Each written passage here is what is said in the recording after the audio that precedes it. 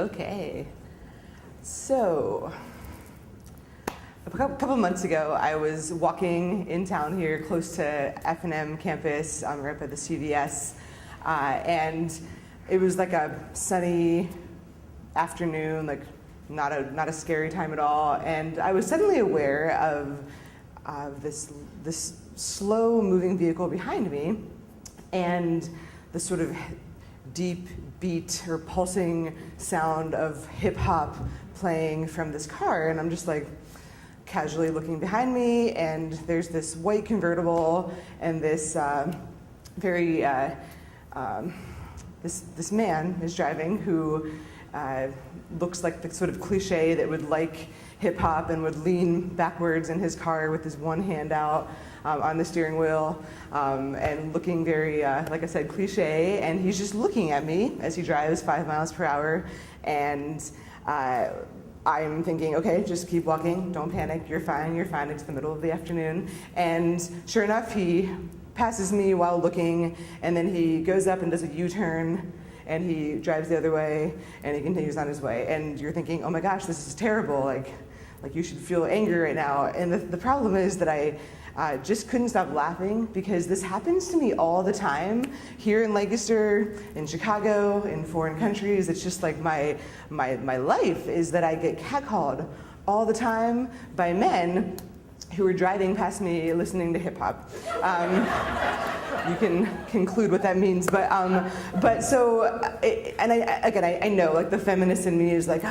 enraged, like this is terrible, like shame on you, but I just think it's funny, and I know like, I'm not like a one-dimensional person, I know that there's like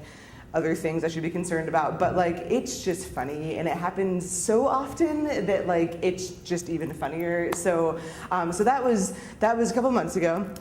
But that is not the one time. That's just sort of the introduction to this situation. And I should also explain that the reason I find this so funny, maybe you're like, what's the big deal? This happens to everybody or every woman. But in like my normal life, like with like my normal people who I just like hang out with and get drinks with and like do life with, like I never hit on, like I'm never like the girl that like is like slipped the thing like, hey, like, give me your number. Like, I don't know, does that even happen? I don't even know. I just imagine these things, you know. I'm not that girl. Like I'm the girl who just is like doo, like I'm single like forever.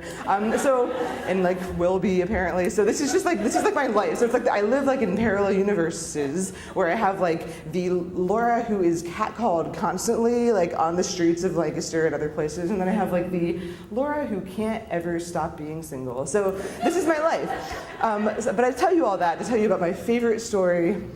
that's ever happened to me, in this category, that is. So it is maybe 2012, I'm in the city here, if you can visualize the map, I am on the corner of Charlotte and Orange, and I'm waiting at the crosswalk to cross the road, naturally, and I have my cell phone in my hand, just like down here, which is kind of important for about a minute down the story here, but I am just standing there, waiting patiently, watching for the white little man to tell me to go, and there's like the steady stream of traffic is coming off of Orange and turning onto Charlotte to go up toward like Manor, and you know, I'm just like kind of like nonchalantly watching, and I hear this like steady beat of hip hop, and I just like, I glance over, and there's this like boat of a car, you know, one of those like gigantic ones. I don't know my cars, but it's big, and there is a gentleman of a slightly older age than me, maybe like in his 40s at the time or something, and he has like a loosely fit baseball cap, sort of like